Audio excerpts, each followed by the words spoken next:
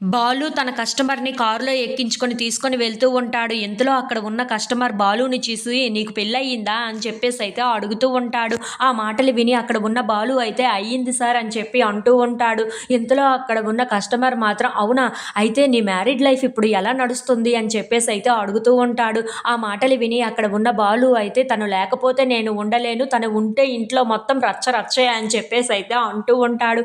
ఇంతలో అక్కడ ఉన్న మీనా తన పూలగంప పట్టుకొని అయితే స్కూటీ మీద వస్తూ ఉంటుంది. అక్కడ ఉన్న బాలు కారునైతే గుద్దేస్తూ ఉంటుంది. అది చూసి అక్కడ ఉన్న బాలు అయితే ఎవరు నువ్వు? ఎందుకు ఇలా వచ్చేస్తావా ఏంటా దూసుకొని అని చెప్పేసైతే అంటూ ఉంటాడు. ఇంతలో అక్కడ ఉన్న మీనా మాత్రం ఏంటి కళ్ళేమైనా నెత్తి మీద పెట్టుకొని నడుస్తున్నావా? నువ్వు ఎలా నడుపుతున్నావు? అని చెప్పేసైతే అంటూ అక్కడ ఉన్న వాళ్ళిద్దరూ అయితే గొడవ పడుతూ ఉంటారు. ఇంతలో అక్కడ ఉన్న కస్టమర్ మాత్రం నాకు పెళ్ళికి టైం అయిపోతుంది. నేను త్వరగా వెళ్ళాలి.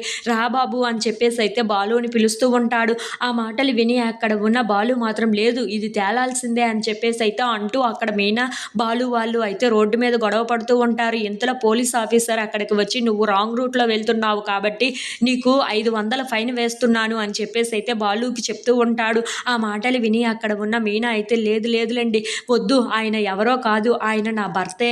ఆయనకి ఇలా ఫైన్‌లు ఏమీ ఎయ్యనవసరం లేదు అని చెప్పేసైతే అంటూ ఉంటుంది. ఆ మాటలు విని అక్కడ ఉన్న కస్టమర్ అలాగే పోలీస్ ఆఫీసర్ అయితే ఒక్కసారిగా షాక్ అయిపోతూ ఉంటారు.